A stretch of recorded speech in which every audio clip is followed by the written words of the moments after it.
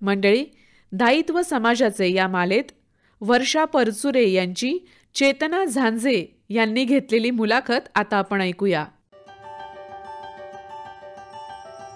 श्रोते हो, आपल्या संस्कृतीत आपले आई वडील, आपले गुरुजन यांच्याप्रमाणे समाजाचंही ऋण मानलं जातं. त्यामुळे प्रत्येकाने समाजातील गरजू व्यक्तीला यथाशक्ती मदत करावी अशी शिकवण आपली संस्कृती देते. समाजातले प्रश्न ओळखून त्या प्रश्नाची सोडवणूक करण्यासाठी समविचारी मंडळी एकत्र येतात, संस्था स्थापन करतात. या स्वयंसेवी संस्थेच्या माध्यमातून अनेक परोपकारी समाजोपयोगी उपक्रम राबवले जातात. आज आपण अशाच एका संस्थेची ओळख करून घेऊया. डोंबिवली आणि मुंबईच्या आसपासच्या परिसरात कार्यरत परिवर्तन महिला संस्था या संस्थेच्या मॅनेजिंग डायरेक्टर, व्यवस्थापकीय संचालक वर्षा परचुरे यांच्याशी आपण संवाद साधूया. वर्षा परचुरे यांनी MSW, MBA आणि डिप्लोमा इन NGO मॅनेजमेंट असं शिक्षण घेतलं असून 1997 पासून त्या विविध सामाजिक संस्थांसोबत काम करीत आहेत. नमस्कार वर्षाताई, तुमचं आमच्या कार्यक्रमात मनापासून स्वागत. नमस्कार, धन्यवाद. वर्षाताई, समाजामध्ये चांगलं परिवर्तन घडवण्यासाठी कार्यरत असणारी परिवर्तन महिला संस्था आहे. तर या संस्थेची स्थापना कशी झाली आणि ही संस्था स्थापन करण्यामागचा उद्देश काय? परिवर्तन महिला संस्थेची स्थापना सन 2000 साली झाली. महाराष्ट्रातल्या काही महिला एकत्र आल्या आणि त्या महिलांनी असं ठरवलं की महिलांच्या विकासासाठी सगळ्यांनी एकत्र येऊन काही योजना राबवायच्या. आणि त्या योजना राबवायला सुरुवात केल्यानंतर परिवर्तन महिला संस्थेचा उगम झाला. परिवर्तन महिला संस्थेचा उद्देशच असा आहे की अशा समाजाची निर्मिती करणं की जिथे प्रत्येक महिला निर्भयपणे राहील, आत्मनिर्भय होईल आणि तिला कुठच्याही प्रकारच्या वासनांना किंवा कुठच्याही प्रकारच्या प्रॉब्लेम्सना फेस करायला लागणार नाही. अशा समाजाची निर्मिती करण्यासाठी आम्ही सगळे एकत्र आलो. 2000 साली स्थापन झालेली संस्था आमची जी परिवर्तन आहे ती बेसिकली मुंबईमध्ये काम करावं, ठाणे महानगरपालिकेच्या एरियात काम करावं, ठाणे जिल्ह्यात काम करावं या अनुषंगाने काम सुरू झालं. पीडित महिलांसोबत काम सुरू झालं. सो ज्या HIV बाधित महिला होत्या किंवा ज्या महिला डोमेस्टिक व्हायलन्सचा शिकार होत्या तर त्या महिलांना मदत मिळावी या अनुषंगाने काउन्सिलिंग सेंटर चालवणं, कोचिंग करणं, त्यांना यासाठी सपोर्ट सिस्टीम उभं करून देणं, त्यांना तात्पुरता निवारा प्रोव्हाइड करणं, अशा अनेक प्रकारचं काम संस्था करत होत्या. त्याचप्रमाणे या सगळ्या महिलांनी आत्मनिर्भर व्हावं, सेल्फ सफिशियंट व्हावं यासाठी वेगवेगळे उपजीविकेचे साधनं तयार करणं आणि त्या उपजीविकेच्या माध्यमातून त्यांना स्वतःच्या पायावर उभं करणं अशा प्रकारचं कामही परिवर्तन महिला संस्था करत होती. तुमच्या संस्थेचं मुक्ता बालिका भवन हा उपक्रम आहे, तर त्याविषयी ऐकायला आवडेल. खरं सांगायचं तर मुक्ता बालिका भवनचा उगम कसा झाला तर या सगळ्या पीडित महिलांसोबत जेव्हा आम्ही काम करत होतो तेव्हा आमच्याकडे अनेक महिला यायच्या ज्या डोमेस्टिक व्हायलन्सचा शिकार आहेत किंवा ज्या त्रासलेल्या आहेत, ज्यांचं मानसिक संतुलन काही कारणामुळे बिघडलेलं आहे. तर अशा महिलांना ठेवायचं कुठे असा मोठा प्रश्न संस्थेला होता. संस्थेची अशी काही वास्तू नव्हती, नाहीतर अशी प्लेस अवेलेबल होती की जिथे या महिला राहू शकतील. बऱ्याच वेळा सगळ्या संस्था अशा महिलांना घेतातच असा आपला भाग नसतो. मग अशा महिलांसाठी काहीतरी निवारा असला पाहिजे, टेम्पररी शेल्टर असलं पाहिजे असं आम्हाला प्रामुख्याने वाटत होतं. ट्रिगर पॉईंट आमचा असा होता की आमच्याकडे एक केस आली होती आणि ती केस थोडी मानसिक रुग्ण होती, पण ती प्रेग्नंट होती, तिला ट्विन्स होतं आणि कुठच्याही हॉस्पिटलमध्ये तिला ऍडमिट करण्याच्या दृष्टिकोनातून अनेक प्रॉब्लेम्स येत होते कारण तिचं HB अतिशय लो होतं. मग अशा सगळ्या वेळेस आम्हाला प्रकर्षाने जाणवलं की आता आपल्याला जागा पाहिजे आहे.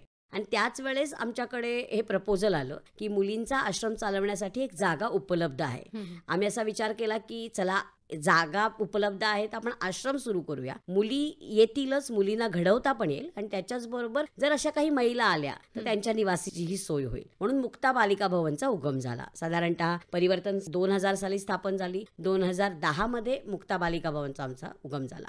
बेसिकली मुक्ता बालिका भवन म्हणजे हे मुलींचं घर आहे. आम्ही त्याला आमच्या मुलींचं घर म्हणतो. आम्ही त्याला निराधार, निराश्रित असे शब्द वापरत नाही कारण आम्ही सगळे त्यांचे आई आहोत, वडील आहोत. सो इनफॅक्ट त्या खूप फॉर्च्युनेट आहेत की त्यांना एवढे आई वडील मिळालेले आहेत. त्या सगळ्या मुली आमच्याकडे जेव्हा येतात तेव्हा त्या मुलींचं पुनर्वसन करणं, त्या मुलींना वेगवेगळ्या प्रकारच्या अपॉर्च्युनिटीज उपलब्ध करून देणं आणि प्रत्येक माणसामध्ये कपॅसिटी असते. माणसाला जर चॅनलायझेशन मिळालं किंवा योग्य व्यक्ती मार्गदर्शक म्हणून मिळाली, रस्ता योग्य मिळाला तर प्रत्येक माणूस हा भरारी घेऊ शकतो. तशा आमच्या मुलीही भरारी घेऊ शकतील अशी आम्हाला खात्री होती. फक्त त्यांना एका रस्त्याची, एका दिशादर्शक गोष्टीची गरज होती. परिवर्तन महिला संस्था ही मुक्ता बालिका भवनसाठी दिशादर्शक गोष्ट ठरली. बरं. कारण आम्हाला नेहमी असं वाटतं की आज आमच्या मुली खूप मोठ्या झाल्या आहेत. आमच्या साधारणतः 340हून अधिक मुली आमच्याकडून बाहेर पडलेल्या आहेत.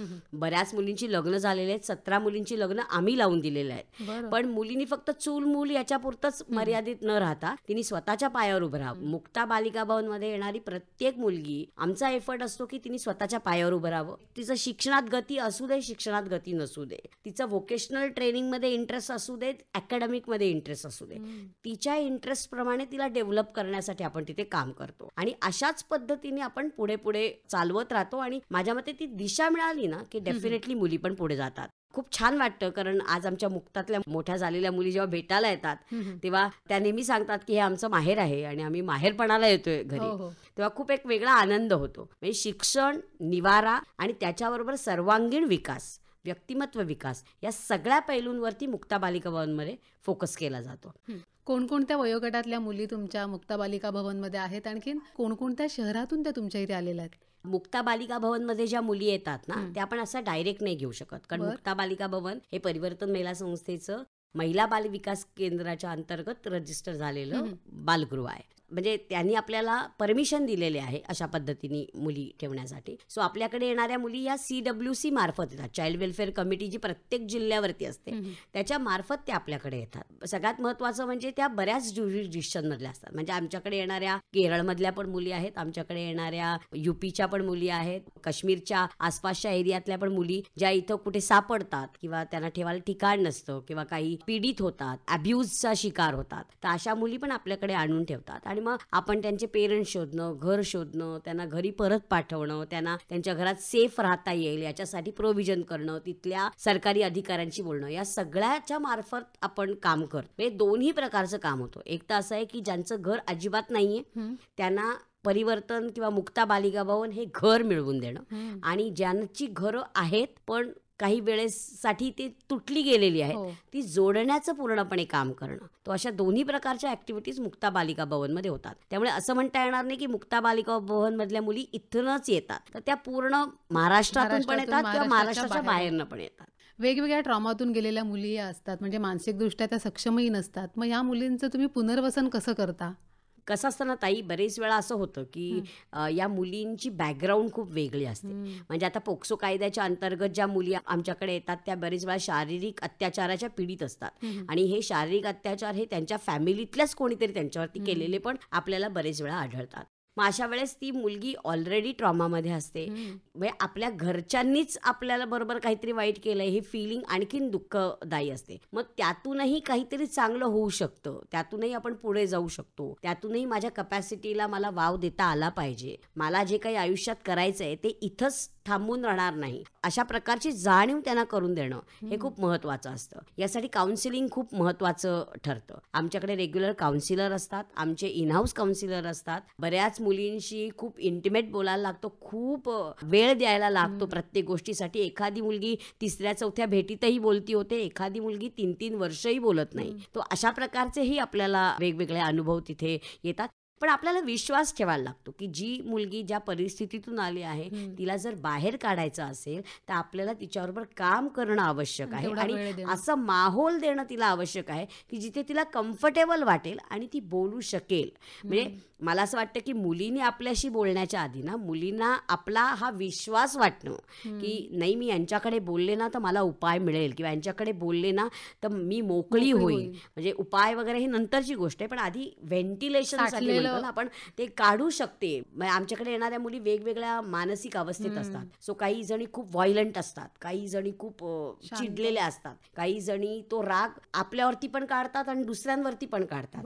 तो ह्या सगळ्या परिस्थितीतून त्यांना लहान लेकरासारखं जोपासत मोठं करायला लागतं आणि कम्फर्टेबल फिलिंग द्यायला लागतं की बॉस आम्ही समजू शकतो तुला काय होतंय ते, पण जर तुला यातनं मार्ग काढायचा असेल तर आम्ही तुझ्या बरोबर आहोत. आणि आम्ही बरोबर आहोत म्हटल्यानंतर आम्ही तेच करू जे तुला करायचं आहे. आणि अजूनही रस्ते संपलेले नाहीये, काही ठिकाणी अडचणी आल्या, काटे आले, पण मार्ग संपलेले नाहीयेत. आमच्या बरोबर आलीस तर तुला 50 आणखीन मार्ग ओपन करून देऊ शकतो, तुला उडण्याचं बळ देऊ शकतो आणि जे काही वाईट अनुभव आले ते विसरण्याचंही बळ देऊ शकतो. खूप वेगवेगळ्या प्रकारचे अनुभव असतात. खूप पेशन्स ठेवायला लागतात. खूप सारे इमोशनल लेवलला काय म्हणतो ना, आपल्या स्वतःला पण, कारण इतक्या वाईट परिस्थितीतल्या मुली बघतो ना की आपल्याला पण डिप्रेस व्हायला होतं कधी कधी, पण तरीही आपल्याला आपला बॅलन्स ठेवायला लागतो, आपल्याला सातत्याने काम करायला लागतं आणि सगळ्यात महत्त्वाचं म्हणजे आपल्याला विश्वास ठेवायला लागतो की माणसं बदलतात. याच्यावर वेळ द्यावा लागतो प्रत्येक गोष्टीला. ॲब्सोल्युटली. तुम्ही आता जसं म्हणालात की वेगवेगळ्या शहरातून त्या मुली तुमच्याकडे येतात, त्यांचं कुटुंब शोधण्यासाठी तुम्ही प्रयत्न करत असतात, पण एखाद्या मुलीला तिच्या कुटुंबाकडे जर जायचं नसेल आणि तुमच्या संस्थेतच राहायचं असेल तर त्यासाठी काय करते संस्था? कसं असतं माहिती का, कुटुंब हे पहिली प्रायोरिटी असते प्रत्येक बालकाची आणि आपले जे बालकांचे हक्क आहेत तिथे right to family is also on a very top level. So जर एखाद्या मुलीला तिकडे जायचं नसेल तर ते का जायचं नाहीये, त्याच्या मागची कारणं काय आहेत, कारण मीमांसा करायला पाहिजे, जाणून घेतलं पाहिजे. आणि मला असं वाटतं की त्या बालकाचे स्वतःचे राईट्स असतात, म्हणजे नाही म्हणण्याचा अधिकार त्यालाही आहे. सो तोही ॲक्सेप्ट करायला लागतो. पण कसं असतं की कुटुंबात राहून होणारे फायदेही त्याला दाखवले पाहिजेत. बरेच वेळा असं होतं की मुलं वेगवेगळ्या म्हणजे भिक्षेकरी कुटुंबातून येतात, त्यांना पालकांनी नाक्यावरती भीक मागायला बसवलेलं असतं, खूप वैतागलेली असतात आणि म्हणून पळून येतात. मग अशा वेळेस ती मुलं त्यांच्या आईवडिलांची खरी नावं, खरे पत्ते सांगतच नाही. पण तुम्हाला हळूहळू त्या अँगलनी त्यांना विचार करायला भाग पडायला लागतं आणि जर त्याला राहायचंच नसेल तर त्याचं जे म्हणणं आहे ते ॲक्सेप्ट करायचं आणि त्याच्या भविष्यासाठी रिहॅबिलिटेशन प्लॅन काय बनवता येईल याचा विचार करायचा. पण या सगळ्या प्रक्रियेमध्ये म्हणजे मुलाचे आई वडील असतील तर ते आई वडील, पालक किंवा फर्स्ट पेरेंट असतील ते, या सगळ्यांना मात्र तुम्हाला कॉन्फिडन्समध्ये घ्यायला लागतं. कारण कसं असतं की आपल्याला लक्षात येते की बालकाला काय हवं आहे. बालकाला बरेच वेळा तो आता या मूडमध्ये नाहीये की त्याला तो ॲक्सेप्ट करेल बऱ्याच गोष्टी, तर त्याच्यासाठी त्या सगळ्यांनाच सेम पेजवरती आणणं आणि मग निर्णय घेणं हे खूप महत्त्वाचं असतं. मुलींना स्वतःचं हक्काचं घर मिळावं, त्यांना प्रेम करणारे पालक मिळावे, यासाठी दत्तक प्रक्रिया सुद्धा तुमच्या संस्थेमार्फत केली जाते, तर त्याविषयी सांगा. मला असं वाटतं की संस्थेचा हा खूप एक पायोनियर म्हणतो ना तशा, कारण आमच्याकडनं 12-14 वर्षाच्या मुली दत्तक गेलेल्या आहेत. नॉर्मली कसं होतं, दत्तक म्हटलं की लहान तानं बाळ किंवा 2 वर्षाचं बाळ, 3 वर्षाचं बाळ असं आपल्या डोळ्यासमोर येतो. पण परिवर्तनमधून ज्या मुली दत्तक गेलेल्या आहेत त्या दत्तक गेलेल्या मुली दुसऱ्या संस्थेमार्फत जातात, कारण दत्तक प्रोसेससाठी एक वेगळं रजिस्ट्रेशन लागतं. पण मग ते रजिस्ट्रेशन आमच्याकडे नसल्यामुळे आम्ही दुसऱ्या संस्थेमार्फत ही सगळ्या प्रक्रिया घडून आणतो. पण आमच्या मुली जेव्हा दत्तक म्हणून जातात तेव्हा आम्हाला असं वाटतं की खऱ्या अर्थाने त्या मुलीच्या लाईफला आता सुरुवात झालेली आहे. कारण कुटुंबात असणारे लोक ही त्याची फर्स्ट प्रायोरिटी असते. आणि मला असं वाटतं की मुली म्हणजे गंमत वाटेल ऐकून, पण लहान लहान मुली 6-7 वर्षाच्या जेव्हा येतात आणि जेव्हा त्यांना सांगितलं जातं की बघूया, किंवा ते सांगतात माझे आई बाबा कुठे आहेत, मग आपण सांगतो त्यांना की बाबा शोधतोय आपण, शोधूया आपण. मग त्या मुली येऊन सांगतात की आता शोधू नका, आम्हाला नवीन आई बाबा बघा. म्हणजे लहान लेकरांना सुद्धा असं वाटत असलं की आपले आई वडील आपल्याला हवे आहेत. सो डेफिनेटली आमच्याकडनं आम्ही 5 जणांचं दत्तकची प्रक्रिया केलेली आहे. सगळ्या मुली 13-14 वयोगटातल्या आहेत, तर या मोठ्या वयोगटातल्या आहेत, पण आज त्या खूप चांगल्या पद्धतीने घरी राहत आहेत. त्यांचे आई वडील पण खुश आहेत, मुली पण खुश आहेत. तुमच्या संस्थेतल्या मुलींना शैक्षणिकदृष्ट्या आत्मनिर्भर करून स्वतःच्या पायावर उभं केलंय. त्याचबरोबर तुमच्या संस्थेतल्या ज्या मुली आहेत ज्या लग्नासाठी इच्छुक आहेत त्यांच्यासाठी स्थळ निवडण्यापासून तर त्यांचा सुखी संसार थाटून देण्यापर्यंत तुमची संस्था कार्यरत आहे, तर त्याविषयी सांगा ना. कसं आहे ना ताई की ते मुलींचं हक्काचं घर आहे. सो आम्ही असं म्हणतो की मुक्ता हे मुलींचं घर आहे. मग आता घरामध्ये राहणाऱ्या मुली सगळ्या प्रोग्रेशनमधनं जातात. जेव्हा त्या 18 वर्षाच्या वरच्या होतात तेव्हा आपण त्यांना आफ्टर केअर आहे आपल्या, कारण आपल्याला कायद्यानुसार बालगृहामध्ये 18 वर्षापर्यंतच्याच मुलींना ठेवता येतं, 18 वर्षाच्या वरच्या मुलींना नाही ठेवता येत. मग आपण त्यांचं एक कॉमन होम बनवलेलं आहे ज्याला आपण आफ्टर केअर म्हणतो. तर त्या कॉमन होममध्ये मुली राहतात. पण बऱ्याच वेळा मुली असं सांगतात की ताई आमचं लग्न तुम्ही लावून द्या, तुम्ही आमच्यासाठी मुलगा बघा आणि तुम्ही सांगाल त्या मुलाशी आम्ही लग्न करू. खरं सांगता ही खूप मोठी जबाबदारी आहे, कारण आपल्या मुलाच्या बाबतीतही आपण 4 वेळा विचार करतो एखादं कुटुंब बघताना आणि नवरा निवडताना. ही तर लेकरं आपण सांभाळलेत, मोठी केलेत, तर ही जबाबदारी जास्त मोठी असते. पण मला असं वाटतं की त्यांनी जो दाखवलेला आमच्यावरती परिवर्तनवरती जो विश्वास आहे ना, तो आम्हाला या दिशेने कायम सक्सेसफुल बनवायला मदत करतो. आतापर्यंत आपण 17 मुलींचे असे नवरे शोधून लग्न करून दिलेले आहेत. बऱ्याच मुलींचे असे आहेत की त्यांनी त्यांचे काही ठराविक वेळानंतर सांगितलेलं आहे की ताई मला हा मुलगा आवडतो, आम्हाला यांच्याबरोबर लग्न करायचं आहे, आपण तेही लग्न लावून दिले. पण 17 मुली अशा आहेत की ज्यांच्यासाठी नवरा शोधण्यापासून, घर बघण्यापासून संसार ते थाटून देणार, म्हणजे आपण काही फार आर्थिक मदत करू शकत नाही, म्हणजे तेही त्या नवऱ्या मुलाला क्लिअर केलेलं असतं. पण चांगला मुलगा मिळावा आणि लहानपणापासून ती एखाद्या आश्रमात राहिली, सो तिचं आयुष्य पुढचं मात्र सुकर जावं या दृष्टिकोनातून तिला सक्षम सासर मिळावं यासाठी आपण डेफिनेटली प्रयत्न करतो. आणि खूप छान वाटतं किंवा आज जेव्हा एखाद्या मुलीचं लग्न असेल किंवा घरात काहीतरी कार्य असेल किंवा आपल्या संस्थेचा काहीतरी एखादा फंक्शन असेल, तर या सगळ्यामध्ये ह्या मुली त्यांची मुलं बाळं नवरे सगळ्यांना घेऊन येतात. सो त्या नेहमी असं सांगतात की ताई आम्ही येणार आहोत बरं का कार्यक्रमाला. म्हणजे असं ही झिगझिगाट नसते की कसं काय करायचं अशामध्ये. तर मला असं वाटतं की हे सक्सेस आहे, कारण मुलींना आज ते त्यांचं घर वाटतंय. आणि असं पण होतं की कधी काही अनबन होते, कधी काही क्लॅशेस होतात संसारामध्ये. आता ते दोन्ही चाकं आहेत, कधी एक वरती जातं कधी एक खालती जातं, इट्स व्हेरी नॅचरल. पण अशा वेळेस त्या मुलीला हे फिलिंग असतं की उद्या जर मला काही प्रॉब्लेम आला तर माझ्या पाठी संस्था आहे. सो हे जे फिलिंग तिला असतं ना एंड पर्यंत, आणि सासरच्यांना असं फिलिंग असतं की जरा जपून राहायला पाहिजे या मुलीबरोबर. अख्खी संस्था हिच्या बरोबर आहे, एक माणूस नाहीये, एक कुटुंब नाहीये, तर अख्खी संस्था तिच्या बरोबर आहे. तर हा आत्मविश्वास आपण तयार करू शकलेला आहोत या सगळ्या प्रक्रियेमध्ये. नक्कीच. तुमच्या संस्थेतल्या मुली लग्न होऊन सासरे गेल्या तरी त्या माहेरपणासाठी हक्काने संस्थेत येतात आणि आईच्या नात्याने तुम्ही ते सगळं त्यांचं माहेरपण करता, तर त्याविषयी सांगा ना. आता आपण असं म्हणतो की या मुलांना आम्ही आमच्या मुलांसारखं वाढवलेलं आहे, या मुलांना आम्ही आईबाप होऊन वाढवलेलं आहे. तर मुलं जेव्हा आपल्या घरी येतात, आपल्या घरी जेव्हा आपली मुलं येतात तेव्हा आपण सगळं करतोच. सो ह्या मुली आमच्याच आहेत, तर हे करणं हे आमचं कर्तव्य आहे असं मी म्हणेन. म्हणजे आम्ही काही फार स्पेशल त्यांच्यासाठी करतोय अशातला भाग नाही, तर आम्ही आमच्या कर्तव्याची पूर्ती करतोय. ॲज अ परिवर्तन महिला संस्था ही त्यांची आई आहे, तर आई म्हणून जे कर्तव्य आहे आमचं त्या मुलीप्रती, ते आम्ही निभावायचा पुरेपूर प्रयत्न करत आहोत. कारण आम्हाला असं नेहमी वाटतं की तिला एकटं वाटू नये, तिला असं वाटू नये की अरे संस्थेत राहिले पण आता माझं कोणीच नाहीये. सो मुली माहेरपणाला येतात आणि हक्कानी सांगतात की ताई आम्ही 4 दिवस राहणार आहोत, माझी मुलगी पण बरोबर येणार आहे, माझा नवरा मला सोडायला येईल, नंतर तो आणायला पण येईल, ताई मला आज हे खायचंय, ताई तुम्हाला बाहेर जेवायला घेऊन जा. हे इतक्या प्रकारचं ते एक बॉन्डिंग म्हणतो ना. म्हणजे आता एका मुलीचं रिसेंटली लग्न झालं, तर त्या लग्नाच्या आदल्या दिवशी सगळ्या मुलींनी सेल्फ डिक्लेअर केलं की आम्ही सगळे लग्नाला येणार. म्हणजे हे पण एकमेकांची त्यांचा जो बॉन्ड आहे तो इतका घट्ट आहे. आणि बरेच वेळा तुम्ही थांबवू शकत नाही, कारण ते त्यांचं घर आहे. सो त्यांनी ते येणं, कधी रुसल्या फुगल्या तरी सांगतात, फोन करतात, कधी काही चॅलेंज आलं तरी फोन करतात, खूप छान काहीतरी झालं तरी फोन करतात, वाढदिवसाला फोन का नाही केला असं विचारायला पण फोन करतात. सो मला असं वाटतं की हा जो बॉन्ड आहे ना, तो परिवर्तननी खूप जपलेला आहे. आणि परिवर्तनमध्ये काम करणाऱ्या प्रत्येकालाच असं वाटतं की या सगळ्या मुली आमच्या आहेत. सो ते खूप महत्वाचं आहे. मला असं वाटतं की याच्यामुळेच हे होऊ शकलेलं आहे. आणि या संस्थेतल्या काही मुली आहेत ज्या उच्च पदावरती काम करतात आणि ही गोष्ट खूप आनंद देणारी आहे, तर असे काही अनुभव असतील तर ते ऐकायला आवडतील. मला असं वाटतं की एखाद्या संस्थेला आपल्याच संस्थेमध्ये राहून मोठ्या झालेल्या मुलीला मॅडम म्हणायला लागावं. आणि आत्तापर्यंत ती आपल्याबरोबर या बाजूला खुर्चीत बसत होती, आज ती आपल्या समोरच्या खुर्चीत आहे आणि आपल्याला तिला रिपोर्ट करायला लागत आहे.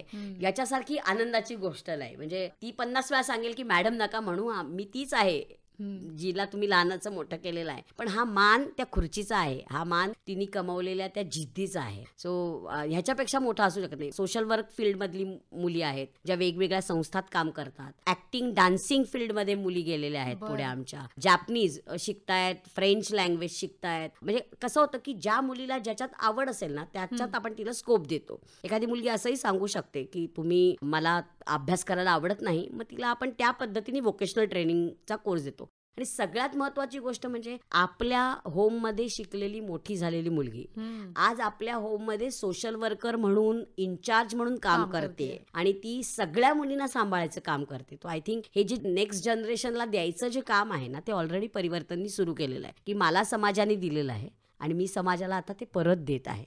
सो डेफिनेटली या पद्धतीच्या chains of action and reaction म्हणतो ना आपण, त्या आता घडताना दिसत आहेत. आणि प्रत्येक वेळेस अशी मुलगी तयार झाली की आपल्याला असं आपलं म्हणतो ना ऊर भरून येतं की अरे यार मस्त मजा आली हा आज हिला असं बघून की खरंच काहीतरी झालंय. फार कमी वेळा अशा संधी लोकांना मिळतात. मी म्हणेन की आम्हाला खूप वेळा अशा संधी मिळतात. मुलींसाठी तुमची संस्था कार्यरत आहेच, पण तुमचं दिलासा विरंगुळा केंद्र आहे ज्येष्ठ नागरिकांसाठी, ज्याला आजीचं घर असंही म्हणतात. तर ते नेमकं काय? डोंबिवलीमध्ये असा प्रॉब्लेम होते सुरुवातीला, की काही ठिकाणी सिनियर सिटीजन जे होते ते काही प्रॉब्लेम्समुळे म्हणा, किंवा आता गॅस चालू ठेवला, कळलंच नाही, स्फोट झाला, किंवा लाईट चालू राहिले आणि तिथं काहीतरी शॉर्ट सर्किट झालं, असे काहीतरी अनेक प्रॉब्लेम झाले होते. त्यामुळे बरेचसे सिनियर सिटीजन हे आम्हाला असं वाटत होतं की ज्यांना एकत्र राहण्याची गरज आहे, त्या खऱ्या अनुषंगाने आम्ही विरंगुळा केंद्र सुरू केलं होतं. म्हणजे जसं पाळणाघर लहान मुलांसाठी असतं, तसं आजी आजोबांचं पाळणाघर किंवा day care centre for senior citizen असं आम्ही त्याला म्हटलं होतं. आम्ही तर आजी आजोबांचं पाळणाघरच म्हणायचो, की जिथं समवयस्कर लोकांनी एकत्र यावं, त्यांनी विचार करावा, त्यांनी स्वतःला काहीतरी वेगळ्या ढाच्यात टाकावं, स्वतःही आनंदी राहावं, इतरांनाही आनंद द्यावा. आणि सगळ्यात महत्त्वाचं म्हणजे सेल्फ रिस्पेक्ट आणि सेल्फ एस्टीम त्यांची टिकून राहावी. कारण बरेच वेळा आता माझा काय उपयोग नाही, आता मला काही लक्षात राहत नाही, आता मी काही करू शकत नाही, मग असं जेव्हा फिलिंग यायला लागतं ना, तेव्हा मग त्यातनं व्याधी तयार होतात, त्यातून मानसिक आजार तयार होतात, त्यातून नैराश्य तयार होतं आणि ते तुम्हाला आणखीन त्या खाईत ढकलत जातं. सो बेटर काय की नाही, या वयातही मी फ्रुटफुल आहे, या वयातही 4 लोकांसमोर मी काहीतरी प्रेझेंट करते, या वयातही 4 लोक मला तू कशी आहेस असं विचारतायत. न्यूक्लिअर फॅमिली सध्या होतीये, त्यामुळे कसं आहे, हम दो हमारे दो पण आहे. आणि आता आई वडील असले तरी ते वेगळे राहतात, किंवा त्यांच्याबरोबर राहत असले तरी मुलांच्या इतक्या व्यस्त अशा शेड्यूलमधनं त्यांच्याशी बोलायला, शेअर करायला वेळ मिळत नाही. मग अशा वेळेस हे विरंगुळा केंद्र हे त्यांच्यासाठी एक म्हणतो ना की इट्स लाईक त्यांना मिळालेला आशीर्वाद असतो. कारण तिथे ते येतात, ते धमाल करतात, ते नाचतात, ते गातात, ते खेळतात, ते झुंबाचे क्लासेस करतात, ते वेगवेगळे टॉक शोज करतात, ते ऑर्केस्ट्रामध्ये भाग घेतात, ते गाणी म्हणतात, ते नाच करतात. हा म्हणजे जेव्हा संध्याचं ते अरे हा रे नटखट ते डबल रोलचा जो आहे तो एका आजीनी डान्स परफॉर्मन्स स्टेजवरती केला आणि तो डान्स परफॉर्मन्स तिने फार झकास केला. सगळेजण एकदम खुश होते. वय वर्ष 77. बापरे. तिने तो संध्याचा नाच नाचणं आणि तोही फुल स्विंग मध्ये जाऊन, आणि त्याच्यानंतर म्हणजे ते सगळं झालं आणि ती खूप ड्रेन झाली असेल ना आजी, ती बसली तिथं आणि ती बसल्यानंतर ती म्हणाली आता मला 2 मिनिटं जरा बसू द्या, तर मी थकले. तिच्या वयाचं भान होतं, पण तिच्यातली जी एनर्जी होती ती बाहेर काढायला तिला चान्स मिळाला होता. किंवा काही आजी आजोबा गेल्यानंतर, या कोविडच्या नंतरच्या कालावधीमध्ये गेल्यानंतर त्यांच्या घरच्यांनी आमच्या संस्थेत येऊन आम्हाला फीडबॅक दिला होता की तुमच्यामुळे कोविडचा पिरियडही त्यांना सुकर गेला.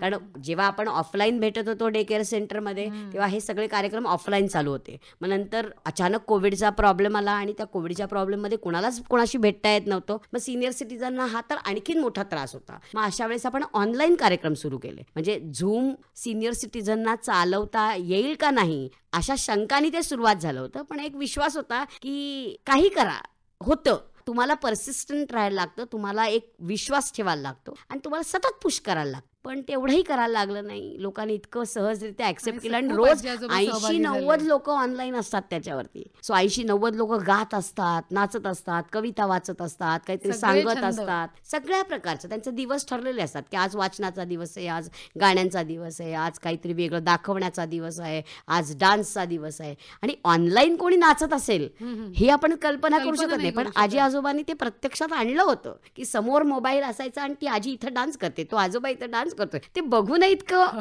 एनर्जेटिक वाटायचं ना की येस बॉस, हे फ्रुटफुल आहे आणि that is giving satisfaction to this people. आणि शेवटी काय असतं आयुष्याच्या एंड पिरियडमध्ये, शांत असणं, आनंदी असणं, समाधानी असणं, एक फिलिंग ऑफ फुलफिलमेंट असणं, वर्थ असणं, हेच महत्वाचं आहे. ते सगळं या दिलासा विरंगुळा केंद्रातून त्यांना मिळत होतं. आणि मला असं वाटतं की हे जे चालवणारी सगळी लोक आहेत ती पण सिनियर सिटीजनच आहेत.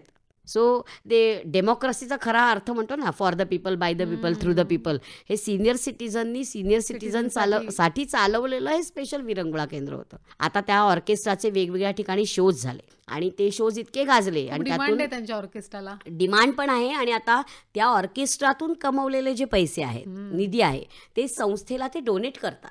सो हा एक परत देण्याचा पण एक त्यांना सेन्स आहे किंवा इंटरेस्ट आहे. या संस्थेने आम्हाला उभं केलंय, आम्हाला त्यांना परत द्यायचं आहे. मला असं वाटतं. आणि याच्यात खरं सांगायचं तर संस्था काय करते, सगळं असतं ताई.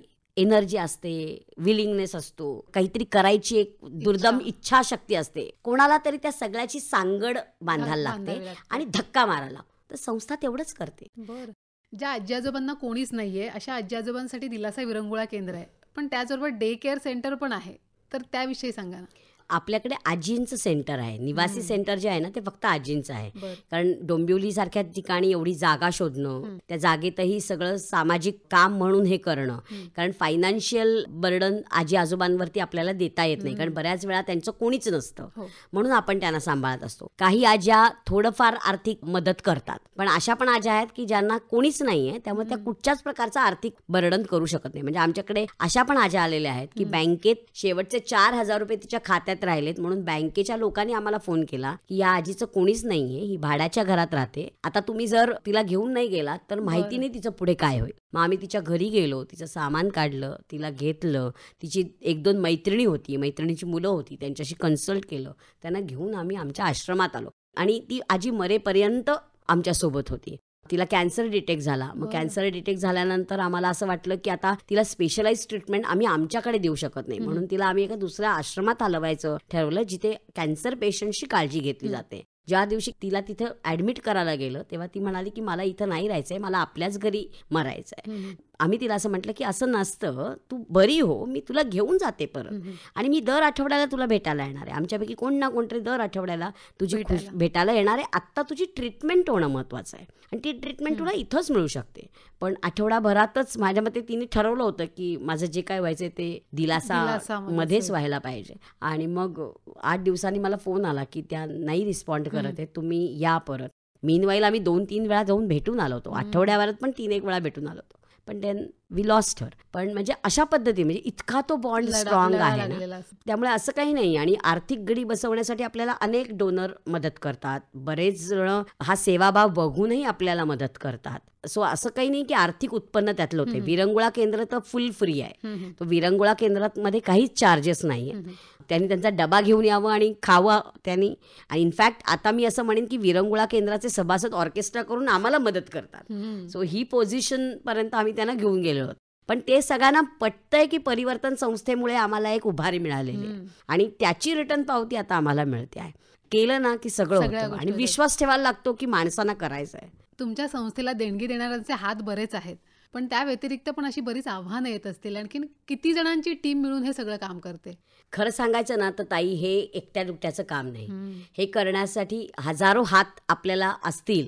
काही डायरेक्ट स्वरूपात असतात, काही इनडायरेक्ट स्वरूपात असतात. म्हणजे परिवर्तन महिला संस्था सेल्फ सस्टेनेबल व्हावी किंवा परिवर्तनचे वेगवेगळे प्रोजेक्ट त्या त्या ठिकाणी चालवले जावेत आणि त्या त्या लोकांनी चालवावेत, यासाठी आपण ना त्यांच्या कमिटीज केलेल्या आहेत. म्हणजे दिलासा केंद्र चालवण्यासाठीची एक वर्किंग कमिटी आहे, विरंगुळा केंद्र चालवण्यासाठीची एक वर्किंग कमिटी आहे, मुक्ता चालवण्यासाठीची एक वर्किंग कमिटी आहे. आणि ही सगळी लोक ना आपलं संस्थेला मानून हे काम करतात. त्याच्या व्यतिरिक्त साधारणतः परिवर्तनची टीम जर तुम्ही म्हणालात तर साधारणतः आम्ही 50 जणांची मोठी टीम आहे. कारण परिवर्तनचं मुक्ता प्रकल्प आहे, दिलासा प्रकल्प आहे आणि परिवर्तनचं आदिवासी एरियातही काम चालतं, तर तिथलाही प्रकल्प आहे मोखाडा ग्रामविकास. तर सगळी म्हणून एक 50 जणांची आमची टीम आहे. फंडिंगचं म्हणाल तर कसं आहे ना, इतकी कामं आहेत आणि इतक्या प्रकारची नवीन नवीन आव्हानं रोज येत असतात की देणाऱ्याचे किती हात असले ना तरी ते कमीच पडतात. आपण सतत फॉलोअप करत राहणं, लोकांशी बोलत राहणं, लोकांना सांगत राहणं, आपलं काम दाखवत राहणं आणि काम आपलं बोलतं. म्हणजे मला असं नेहमी वाटतं की करणाऱ्या माणसाला ना काही अडचण येत नाही, कारण त्याचं कामच बोलतं, त्यांनी बोलायची गरजच लागत नाही. आज माझ्या मुली 10 ठिकाणी जेव्हा जातात तेव्हा त्या परिवर्तन माझं घर आहे असं म्हणतात, ते बघून 10 लोक आमच्याकडे येतात. ही ॲडव्हर्टाइजमेंट म्हणतो ना, ती आता आमच्यातलीच लोक करायला लागलेली आहे. असं पण मदत खूप लागते, दाते लागतात, खूप सारे डोनर्स लागतात, त्यांना एक वेगळा दृष्टिकोन द्यायला लागतो. आव्हानांबद्दल बोलायचं झालं ना ताई, तर आर्थिक आव्हान हा एक वेगळा मुद्दा झाला, पण त्याच्याच बरोबर मॅनपॉवर प्लॅनिंग जे लागतं. कारण कसं असतं, हे सगळं चालवण्यासाठी पर्स्पेक्टिव्ह असलेलं, दृष्टिकोन असलेली माणसं असणं आणि ती माणसं टिकवून ठेवणं आणि ती माणसांना सतत ट्रेन करत राहणं, हे एक मोठं आव्हान आपल्यासमोर असतं. कारण कसं असतं की चांगलं करायची इच्छा आहे, चांगलं करण्यासाठी तुम्हाला एक बॅकग्राऊंड पण आहे, म्हणजे पिच तयार आहे, पण खेळणारे जर खेळाडू चांगले नसतील ना त्याच्यावरती, तर जिंकण्याचे चान्सेस कमी कमी असतात. असतात. सो ते करण्यासाठी सुद्धा तुम्हाला सातत्याने काम करायला लागतं. असं बरेच वेळा होतं की तुम्ही काहीतरी चांगल्या हेतूने करताय, पण बरेच लोकांचे हितसंबंध बऱ्याच गोष्टीत अडकलेले असतात आणि त्या सगळ्याचा परिणाम म्हणून तुमच्यावरती दबाव येणं, तुम्हाला त्रास होणं, तुम्ही एखादी गोष्ट करू नये याच्यासाठी लोक त्रास देणं, हे सगळ्या गोष्टी होतं. पण कसं असतं की शेवटी सगळ्यांना एकाच ठिकाणी जायचं आहे. हो. सो ते म्हणतात ना की नाही करायचं म्हटलं तर नाही करायचं आणि करायचं करायचं म्हटलं म्हटलं तर ते तर करूनच सोडायचं. अशी जिद्द असल्याशिवाय काही ते होत नाही. सो अशा अनेक अडचणी आम्हाला पण आलेल्या आहेत. म्हणजे अगदी जागा शोधण्यापासून, म्हणजे डोंबिवलीत आमच्या आजींचं घर आहे, तर आज्यांना ठेवायला कोणी तयार नाही. बरं. म्हणजे कोणी भाड्याने घर द्यायला तयार नाही. आता ही किती छोटी गोष्ट आहे सांगा ना. निराधार बाई आहे, तिला राहायला ठिकाण नाही आहे, तुम्हाला भाडं द्यायला आम्ही तयार आहोत. पण त्यांचा त्रास असतो, त्यांना प्रॉब्लेम असतो. उद्या त्या आजारी पडल्या, म्हणजे लोकांनी आम्हाला असं सांगितलंय, उद्या त्या मेल्या बिल्या तर तुम्ही ॲम्ब्युलन्स आणून उभी कराल दारासमोर. मग असा प्रश्न विचारूच वाटतो की आपल्या घरात कधीच कोणी जाणार नाहीये का? आपल्या घरात कधीच कोणी आजारी पडणार नाहीये का? आपल्या घरात कधीच ॲम्ब्युलन्सची गरज लागणार नाहीये का? पण हे फार प्रेमाने आपल्याला त्यांना सांगायला. किंवा मुलींच्या बाबतीत लोकांचे ॲटिट्यूड्स असतात की मुली म्हणजे असाच करणार, मुली अशाच वागणार. तर प्रत्येक पाळीस त्या सगळ्या दृष्टिकोनाला चेंज करत, मानसिकतेला बदलत. आणि मी आता अगदी साधी उदाहरण द्यायचं झालं तर मुक्तातल्या एखाद्या मुलीनी दुसरीकडे जायचं ठरवलं किंवा तिला तिथे राहायचं नाहीये. नुकतीच आलेली मुलगी आहे, पोलीस आणेपर्यंत ती तिकडनं निघून गेली. आमच्या कार्यकर्तीला ती रस्त्यात दिसली, तिने तिला सांगितलं की बाळा घरी चल तू, तर ती घरी यायला तयार नव्हती, पोलीस स्टेशनला जायलाही तयार नव्हती. मुलीने उलटा कांगावा केला की बाई मला धरून पळून घेऊन जाते. अरे बापरे. मग तिथे सगळी लोक तिच्या अंगावरती, कार्यकर्त्यावरती आमच्या धावून आली की असं कसं करताय तुम्ही, मुलीला कसं करताय. मग कार्यकर्त्याला तिथे सांगायला लागलं की तुम्ही माझ्यावर पोलीस स्टेशनला चला. ही मुलगी दरवाजातून पोलिसांच्या हात सोडून पळून गेलेली असल्याने तिला करायला लागणार आहे तसं. म्हणजे असे प्रसंग येतात प्रसंग, तुम्हाला तोंड द्यायला लागतं त्या प्रसंगाला. किंवा इन हाऊसमध्ये मुली व्हायलंट झाल्या की त्या एकमेकांना इजा करण्याची शक्यता नाकारता येत नाही. अशा वेळेस तुम्ही कशा पद्धतीने ट्रीट केलं पाहिजे, कशा पद्धतीने मुलींना शांत केलं पाहिजे, असं सगळ्याच. पण म्हणजे एवढी काही वाट अशी सुकर असते अशातला भाग नाही. सगळीकडे गुलाबाच्या पाकळ्या नसतात, कधी पाकळ्या असतात, कधी काटे असतात. पण जर काट्यांची वाट नसेल तर मजा काय. नॉर्मल जीवन तर सगळेच जगतात, पण ज्या वाटेवरती अडचणी नाहीत ती वाट जगण्यात काय मजा आहे. सो अशा अर्थाने ते घ्यायचं आणि पुढे चालू राहायचं. ते म्हणतात ना, ए चलने वाले राह पे रुकना ना हार के, है तेरे इंतजार में साए बाहर के, चलते चलो ये राह जहाँ तक चली चले, ए चलने वाले राह पे रुकना ना हार के. आम्ही नेहमी असं म्हणतो की माणूस म्हणून जगण्यासाठी आम्हाला सारं करायचं, आज ना उद्याला मरायचं, मग कशाला मागं सरायचं. वा. मुक्ता बालिका भवन, आजीचं घर आणि त्याचबरोबर आता वर्किंग वुमन हॉस्टेल हा उपक्रम तुम्ही राबवताय, तर त्यामागचा नेमका उद्देश काय आहे? ताई, मुंबईमध्ये ना महिलांनी खूप येत आहेत सध्या, फ्लो खूप आहे. मुलींनी स्वतंत्र व्हावं, मुलींनी नोकरी करावी, आपल्या पायावर उभं राहावं, याच्यासाठी आपण सगळेच जण खूप कष्ट करतोय. पण आता कसं आहे की खेडेगावात पाड्यात राहणारी मुलगी आहे किंवा दुसऱ्या राज्यात राहणारी मुलगी आहे, बरेच वेळा मुंबईकडे ती नोकरी मिळेल या आशेने बघत असते. आणि तिला अशी नोकरी मिळाली तर राहायचं कुठे, सेफ घर कुठचं आहे, कुठे माझी सुरक्षा बघितली जाईल, कोणाच्या प्रायोरिटीवरती मला स्वतःला सुरक्षित ठेवण्यासाठी माहोल तयार करणं असं असेल, असं प्रत्येकीला वाटत असतं. तर अशा वेळेस मला असं वाटतं की BMC आणि परिवर्तन यांच्या संयुक्त विद्यमाने आपण आता एक वर्किंग वुमेन्स हॉस्टेल गोरेगाव इथे चालवत आहोत. उद्देश एकच आहे की अशा समाजाची निर्मिती करणं जिथं प्रत्येक महिला आत्मनिर्भर पण होईल, निर्भयपणे पण जगेल आणि ती स्वतःच्या पायावर उभी पण राहील. सो बेसिकली या प्रकारच्या माहोलसाठी, त्यांच्या निवासाच्यासाठी अशी एक वास्तू आपण बघत आहोत आणि त्याच्या माध्यमातून 160हून अधिक महिलांना निवारा पण मिळेल, एक दृष्टिकोन पण मिळेल आणि त्यांचं जे स्वप्न आहे ते पूर्ण करण्यासाठी एक ताकद पण मिळेल. कुठलंही समाजकार्य करायचं असेल ना, तर घरच्यांचा पाठिंबा खूप महत्त्वाचा असतो. तर तुमचे कुटुंबीय कसे पाठीशी आहेत तुमच्या?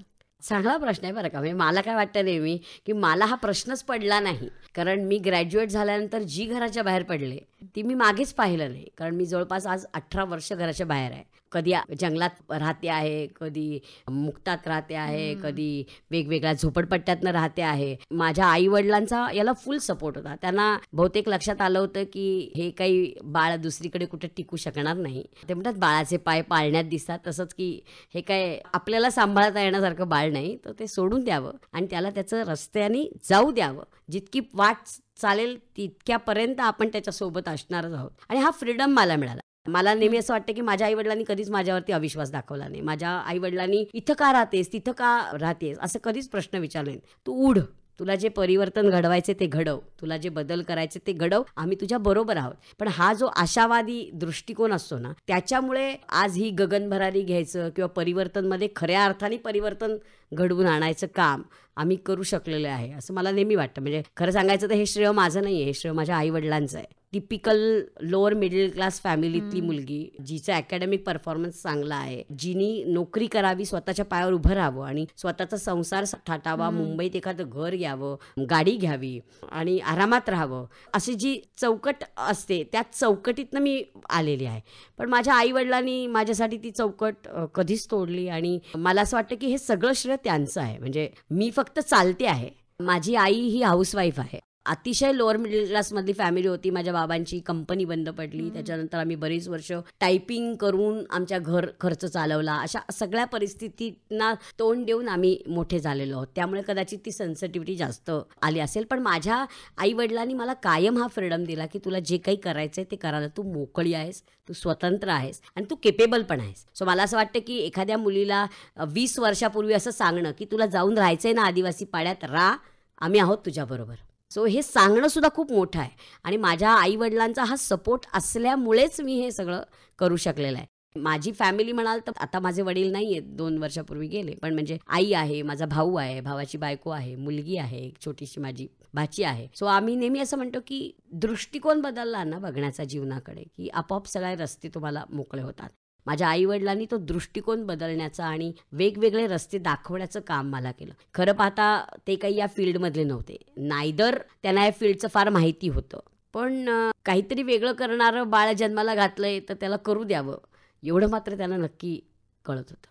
वर्षाताई, आपण समाजाचं काहीतरी देणं लागतं आणि या समाजासाठी आपण थोडं तरी काहीतरी करावं, खारीचा वाटा उचलावा असं प्रत्येकाला वाटत असतं. पण ते बऱ्याचदा वाटतच असतं, कृतीतून केलं जात नाही. पण तुमचं काम ऐकलं तर ते खरंच कौतुकास्पद आहे.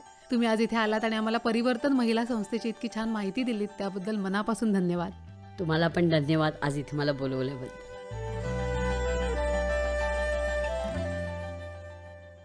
मंडळी, आत्ताच आपण ऐकत होतात दायित्व समाजाचे या मालेत वर्षा परचुरे यांची चेतना झांजे यांनी घेतलेली मुलाखत. ही आकाशवाणीच्या मुंबई केंद्राची निर्मिती होती.